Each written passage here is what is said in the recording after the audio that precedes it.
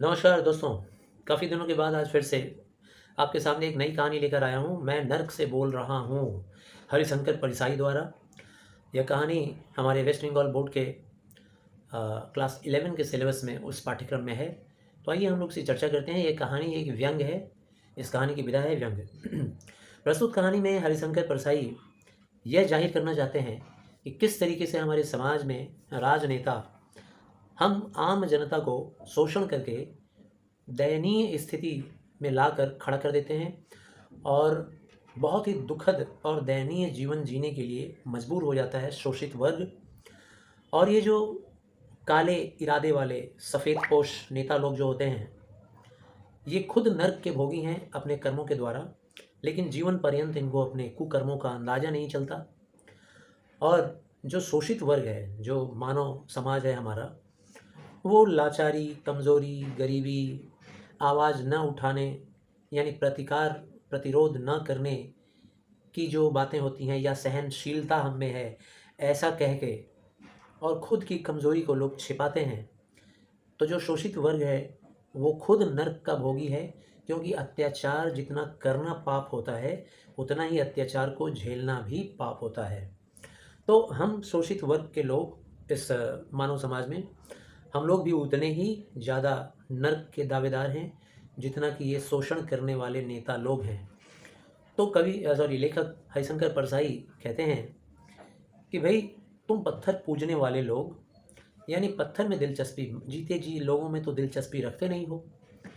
तुम्हारे सामने जीता जी इंसान पानी और भोजन के लिए चिल्लाता हुआ मर जाता है, लेकिन उसके प्रति कभी तुम्हारे मन में हमदर्दी नहीं आती और कभी उसके प्रति दया नहीं आती। लेकिन ऐसे लोगों के मृत्यु के बाद उनकी अस्थियों को गंगा में विसर्जित करने जरूर जाते हो। चुल्लू भर पानी तो नहीं दे पाते, लेकिन गंगा में अस्थि विसर्जित करने जाते हो।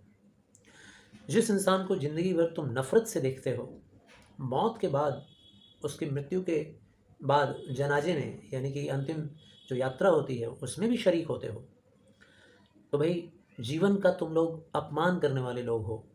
तुम लोग जीवन का तिरस्कार करने वाले लोग हो और मौत का सम्मान करने वाले लोग हो। तो क्या फ़ायदा भाई तुम लोग से जीते जी बात करके? जीते जी बात करके तो कोई फ़ायदा है नहीं, सुनोगे नहीं। इसीलिए मैं मर के बोल रहा हूँ, मैं नर्क से बोल रहा हूँ। ऐसा हरिशंकर परसाई कहते हैं व्यंग्य सुनाते हुए। मगर मुझे क्या पड़ी थी कि मैं ज़िंदगी भर जब चुपचाप ही बैठा रहा, तो अभी मरने के बाद भी मैं चुपचाप रह सकता था। लेकिन क्या करूं, आज कुछ ऐसा घटना घट गया कि भाई तुम्हारे इस धरती पे तुम्हारे लोगों में चकचक हो गई। तो चकचक हो गई तो भाई मुझे कुछ कहना पड़ रहा है। हुआ यह है, अब ये हरिशंकर परसाई भगवान के दरबार में, यानी नर्क और स्वर्ग दोनों के मालिक तो ईश्वर हैं। तो ईश्वर को वो अपनी ये शिकायत जो करने वाले हैं उसके पहले कह रहे हैं। कहते हैं कि अ, मैंने सुना है कि तुम्हारे यहाँ के जो मंत्री लोग हैं, तुम्हारे यहाँ के मतलब भगवान के यहाँ के नहीं, धरती के जो मंत्री लोग हैं, उनके संसद में ये मीटिंग चल रही थी मेरी मौत के पीछे। मेरे मौत का कारण एक राजनेता दूसरे राजनेता पर इल्ज़ाम लगा रहा है, तो कोई दूसरे पर कह रहा है। तो कहते कहते बात यह निकली निष्कर्ष कि मेरी मौत जो है ना, वो आत्महत्या से हुई है। अब लेखक घबरा गए हैं, कह रहे हैं कि भाई मैं तो मरा था भूख से, इतना भूख झेला कि भूख झेलते झेलते मर गया। हरिशंकर परसाई को बहुत ही स्ट्रॉन्ग, एक पावरफुल मैसेज देने का एक ज़रिया मिला है इस कहानी के ज़रिए। वो ये दिखाना चाह रहे हैं कि अगर इंसान जीवन भर संघर्ष ना करे और भूखे ही मर जाए, रतन टाटा जी ने भी कहा है कि तुम गरीब पैदा हो सकते हो, लेकिन अगर गरीब मरते हो तो समझ लो कि तुम बहुत बड़े पापी हो, तुम नरक के भोगी हो, तुम इंसान कहलाने के लायक नहीं हो। तुम्हारे अंदर मनुष्यता यानी मानवता का कोई गुण नहीं है, मानवीय तो कोई गुण ही नहीं है। ईश्वर ने तुम्हें इंद्रियां दी हैं, तुम्हें हाथ पैर दिए हैं, तुम्हें आंखें दी हैं, लॉजिक दिया है, विवेक दिया है, बुद्धि दिया है, ताकि हम सोचें समझें, अपने हाथ पांव हिलाएं, संघर्ष करें जीवन में और कुछ करें, अपना पेट पालें, अपने परिवार का पेट पालें, उसके लिए ज़िंदगी भर संघर्ष करें। लेकिन अगर हम ऐसा नहीं करते हैं और भूखे पेट अगर रहकर और मर जाते हैं, तो निश्चित रूप से हम लोग नर्क के भोगी होंगे। इसी बात को समझाते हैं। कहते हैं कि तुम्हारे संसद में घटना चल रही है यह बहुत बड़ी, कि मेरी मौत तो आत्महत्या से हुई है। ये कैसे हो गया भाई?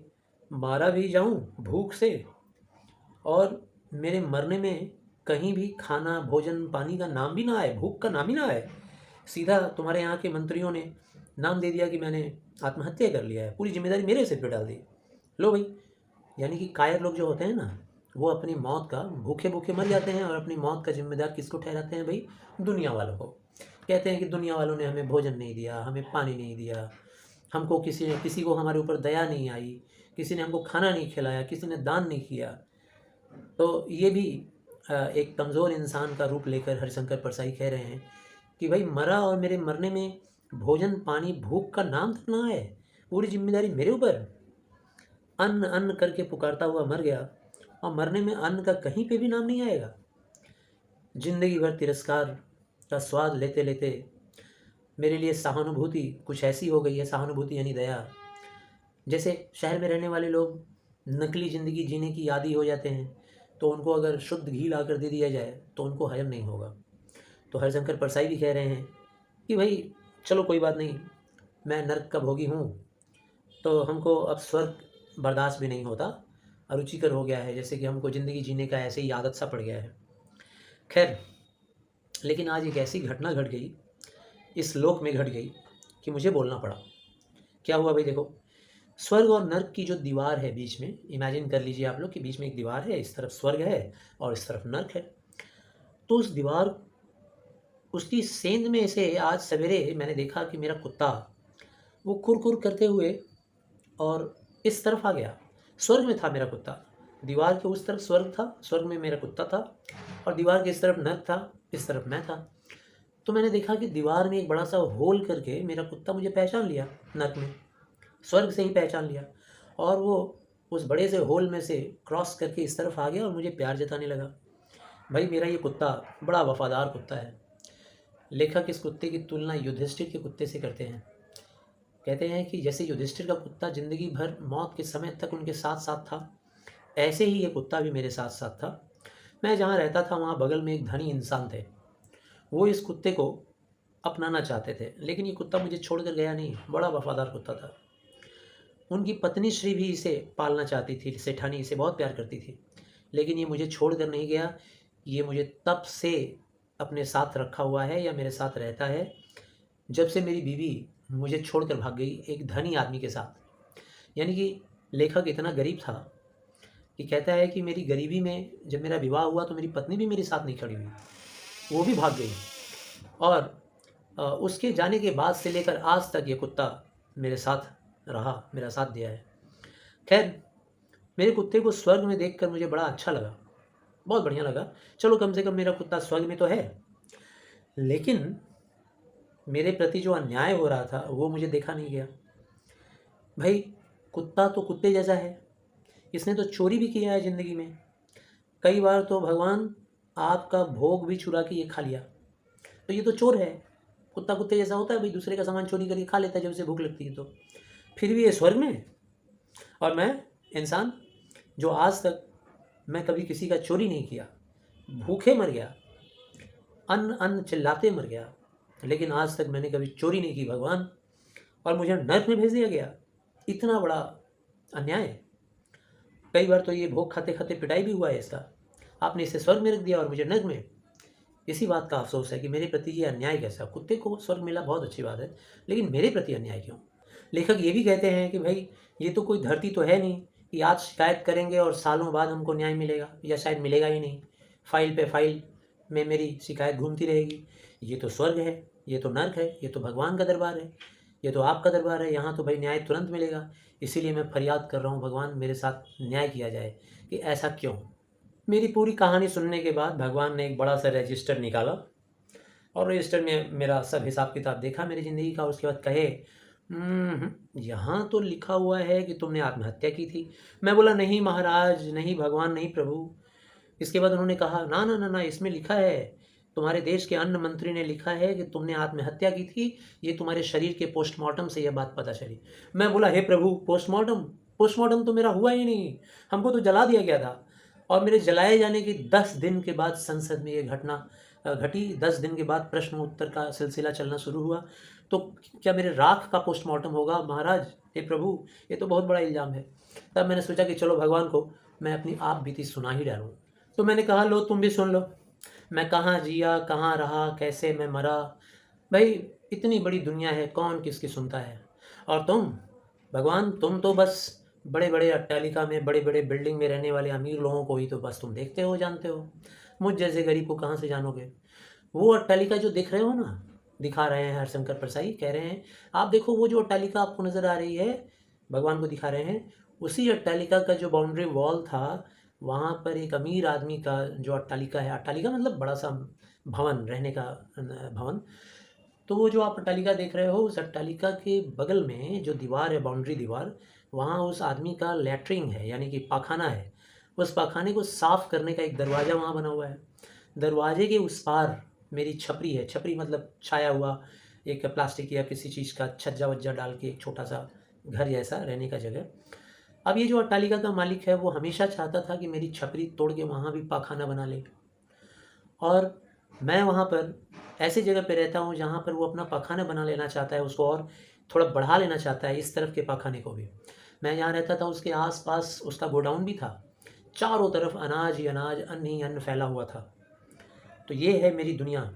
आपको वो तो नज़र आएगा नहीं, नज़र तो आपको आता होगा अट्टालिका। तो देखा आपने भगवान, जब मेरा जन्म हुआ तो जन्म के एक क्षण तक ही मैं ज़िंदा रहा। उसके बाद से लेकर आज तक मैं मरता आ रहा हूँ। और ज़िंदा तो मैं सिर्फ इस सेंस में था, इस तरीके से समझ लो कि मैं ज़िंदा था कि बस मैं अपनी मौत को टालते जाता था, बस जान नहीं निकल रही थी, इसलिए मैं ज़िंदा था बस। और अगर मैं मर नहीं गया होता ना, तो मेरी उस रहने वाली जगह को तोड़कर वह अमीर आदमी वहाँ भी अपना लैट्रिन बनवाता और मैं अपने आँखों से उसको भी देखता रहता, लाचारी में, मजबूरी में। प्रतिकार करना तो मुझे आया नहीं, प्रतिरोध करना मुझे कभी आया नहीं। मैं जहाँ रहता था उसके आसपास हजारों हजारों बोरियां अनाज के पड़े हुए थे, लेकिन मेरे लिए वो किसी काम के नहीं थे। मैं भूखा था, भूखे मर रहा था। मेरे लिए तो मौत भी सस्ती थी, क्योंकि एक सेर अनाज की कीमत 10 रुपये थी, और 10 रुपये तो मेरे मौत से भी काफ़ी महंगी थी। मौत मेरे लिए सस्ती थी। वहाँ से चूहे खा खा कर मोटे हो रहे थे, और वो चूहे 2 दिन तक नहीं आए, क्योंकि शायद वो इतने मोटे हो गए थे कि उनके आने का रास्ता बंद हो गया। वो और रास्ता बना रहे थे, काट काट कर रास्ता चौड़ा कर रहे थे। खैर मेरी भी मौत आई, और जिस दिन आई उस दिन दीवार के उस पार जो रईस आदमी था, उसके बेटे की शादी थी। तो लड़के की शादी थी, बड़ा अमीर था, सारा गांव जानता था कि उसके पास हजारों बोरियां अन्न के हैं, और उन बोरियों की रखवाली करता है पुलिस। अब सोचिए यहाँ पर व्यंग्य क्या मारना चाह रहे हैं, वो ये कहना चाह रहे हैं कि समाज में अगर कहीं अत्याचार बढ़ रहा है या शोषण बढ़ रहा है, जैसे कोई मान लीजिए बहुत ज़्यादा अनाज पैदा करके और उसको गोडाउन में जमा करके रखा है, और दूसरा एक वर्ग जिसके पास खाने के लिए नहीं है, तो इस अन्याय को दूर करने के लिए कानून बनाया गया है। लेकिन कानून उसी की रक्षा कर रहा है जिसके पास हजारों हजारों बोरियां चावल और गेहूं के पड़े हुए हैं। मेरी भी मौत आई। मौत का मेरा काला पंजा मेरी तरफ धीरे धीरे बढ़ रहा था। मेरे पेट में एक ऐंठन आई और आंखें धुंधली होने लगी, रोशनी कम दिखने लगा। दीवार के उस पार पकवानों की सुगंध आ रही थी। यही संतोष था कि चलो खाना तो नहीं मिला, लेकिन कम से कम खुशबू तो मिला।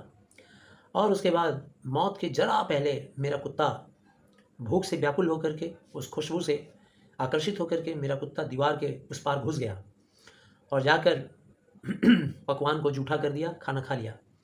मालिक को बड़ा गुस्सा आया। जिसके जिसके बेटे की शादी थी उसे गुस्सा आ गया, और उससे खींच कर एक डंडा मारा मेरे कुत्ते को। मेरा कुत्ता कराता हुआ फिर किसी तरह मेरे पास आ गया और आकर अकड़ कर चीखता हुआ मेरे ऊपर ही आकर गिर पड़ा। इधर मेरे भी प्राण निकल रहे थे, उधर मेरे उस जानवर, मेरे कुत्ते का भी जीवन जा रहा है। लेकिन मुझे चीखने में लज्जा आ रही थी। कैसे चिल्लाऊं एक कुत्ते के सामने? कम से कम कुत्ता तो खाना खा के आ गया, भर पेट भर के आ गया, पेट भर के मर रहा है, और मैं खाली पेट, भूख के मारे पेट में मेरे ऐंठन अंतिम बार हुई, और फिर पिंजरा खाली हो गया। पिंजरा खाली हो गया मतलब इस शरीर में से मेरे प्राण निकल गए। उधर मेरे कुत्ते ने दम तोड़ा डंडे की चोट से, खाना खाकर। फ़र्क इतना ही था कि वो खाकर मरा और मैं बिना खाए। तो इस तरीके से मेरी मौत हुई भगवान। उधर बारात चल रही है, और इधर चांडाल लोग, यानी कि जो लोग कूड़े कचरे उठाते हैं, वो लोग अपना टीन वाला गाड़ी लेकर आ गए जो कॉरपोरेशन का होता है, और मेरी लाश को उन्होंने उठाकर उसके अंदर धम से पटक दिया। उधर मंगल गीत गाए जा रहे हैं, उस रईस इंसान के बेटे की शादी में पटाखे फूट रहे हैं और इधर मेरा बॉडी को ले जा करके थोड़ी सी लकड़ी के ऊपर रख करके जला दिया गया। मेरी हड्डियाँ चटचटा रही थी थोड़ी सी लकड़ी के ऊपर। इस तरह से मेरी मौत हुई। कोई नहीं जान पाया, किसी को नहीं पता चला मैं कैसे मर गया। कोई सरकार भाई जीते जी लोगों को खिलाने पिलाने का तो कोई प्रबंध नहीं रखता था, लेकिन मरने के बाद प्रबंध रखता था उसको किस तरीके से अंतिम संस्कार किया जाए, कैसे उसको जलाया जाए। खैर ऐसा मरा और मर कर यहाँ जब आया तो मुझे कुछ दुख नहीं हुआ। जब मैं नर्क में भेज दिया गया, मैंने प्रतिवाद करना कभी सीखा ही नहीं था। चलो ठीक है भाई, नर्क में भेज दिया गया, मर गया, कोई बात नहीं, दुख नहीं हुआ। उससे ज़्यादा खराब नहीं था ये जो जहाँ मैं रह रहा हूँ नर्क में, इससे ज़्यादा खराब था वो। चलो उससे बेहतर है ये, हमको ठीक था, कोई प्रॉब्लम नहीं था। कहानी भगवान ने सुनी, उसके बाद बोले तुम भूख से मरे ना, भूख से मर गए ना, फिर भी तुम नर्क में ही रहोगे और तुम्हारा कुत्ता स्वर्ग में ही रहेगा। और यह तुम्हारे बगल का जो कमरा है ना, दिख रहे हो नर्क में, यहाँ पे मैंने रिजर्व करके रखा है पोजीशन उस मंत्री के लिए, खाद्य मंत्री, जिस लोगों ने तुम्हारे बारे में झूठा बयान दिया।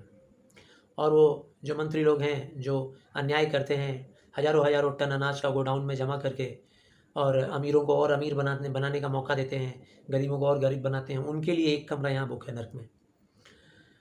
मैंने उनका पाँव पकड़ लिया, हे भगवान ऐसा मत कीजिए भगवान, ये कहाँ का न्याय है, मैंने कोई गलती नहीं की, चोरी नहीं की, फिर भी मैं नर्क में और मेरा कुत्ता स्वर्ग में। वे बोले मूर्ख, कायर कहीं का, तो कुत्ते से भी गया गुजरा है।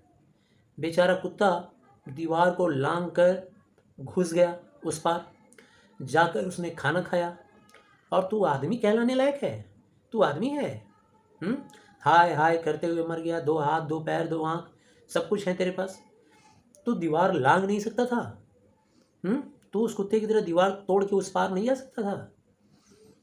तो इसके बाद हरिशंकर परसाई रोते बिलखते हुए कहते हैं, हे भगवान, लेकिन अगर मैं ऐसा कर देता, दीवार तोड़ देता या दीवार लांग के उस पार चला जाता, तो पाप नहीं हो जाता? अब ईश्वर कहते हैं क्रोध में आकर के, कहते हैं पाप पुण्य के झमेले में पड़ने वाले कायर, पाप और पुण्य को अपना प्रोटेक्शन बनाए हो तुम लोग। यह दीवार क्या मैंने बनाया था, पाप का और पुण्य का? ये सब तुम लोगों ने बनाया है। क्या पाप है, क्या पुण्य है? ये तमाम दीवारें आदमियों ने खड़ी की हैं और तू उन्हें तोड़ने में पाप पुण्य देखता है। अमीरी और गरीबी का दीवार किसने बनाया है? इंसानों ने बनाया है। जात पात का दीवार किसने बनाया है? इंसान ने बनाया है। रंग रूप भेद, रंग के आधार पर भेदभाव किसने बनाया है? इंसान ने बनाया है। तो जो इंसान ने बनाया है वो क्या वो इंसान तोड़ नहीं सकता है? वो क्या मैंने बनाया है? अमीरी गरीबी इसका भेदभाव किसने बनाया है? इंसान ने बनाया है। इसी में तुम लोगों ने खुद ही बना दिया है कि ये पाप है और ये पुण्य है। उन्हें तोड़ने में पाप पुण्य देखते हो तुम लोग खुद, मूर्ख कहेंगे। तेरा कुत्ता तुझसे ज़्यादा समझदार है। वो घुस गया, उसे जब भूख लगी तो वो ये नहीं देखा कि किसका खाना रखा हुआ है। पेट भरने के लिए बस भोजन चाहिए, उस पर समान अधिकार होता है सभी का। इसीलिए कहते हैं ना भाई, दाने दाने पे लिखा है खाने वाले का नाम। तो भाई जिसको मिल जाए वही खा लो। कुत्ता घुस गया उस पार दीवार में, खाया, डंडे की मार से मर गया, ये बात और है। उसमें मनुष्यत्व है, उसके अंदर मनुष्यत्व है, मतलब उसके अंदर इंसान का क्वालिटीज़ है। लेकिन तेरे अंदर तो जानवरों वाला भी क्वालिटी नहीं है, पशुत्व भी नहीं है। मैंने तुम्हें बुद्धि दी है, हाथ पैर दिए हैं, कार्य शक्ति दी है, और तू अकर्मण्य बुज़दिल कीड़े सा मर गया। काम करने की शक्ति दिया है, हाथ पैर दिया है, सब कुछ दिया है, लेकिन तू कीड़े जैसा मर गया। मनुष्यों ने मुझे बहुत निराश किया है, अब मैं कुत्ते ही कुत्ते बनाऊंगा। यही मेरे काम के लोग हैं। यही लोग के अंदर कर्तव्य परायणता है, इन्हीं लोगों के अंदर कर्तव्य को निभाने की शक्ति है, बुद्धि है, विवेक है। तुझ जैसे अकर्मण्य यानी कि नकारे इंसान को, कायर इंसान को, भीरू डरपोक इंसान को, मूर्ख को नर्क नहीं तो क्या इंद्रासन मिलेगा? इसीलिए अब हरिशंकर परसाई आखिरी शब्दों में कहते हैं, मैं नर्क में धकेल दिया गया दोस्तों, और मैं इस कोने से तुमसे कह रहा हूँ मेरे देशवासियों, मेरी जैसी मौत मत मरना तो मेरे कुत्ते के जैसा मरना दोस्तों, मेरे जैसा मत मरना, मेरे कुत्ते जैसा मरना, ड्यूटी करके मरना, पेट भर के मरना, कर्तव्य निभा के मरना।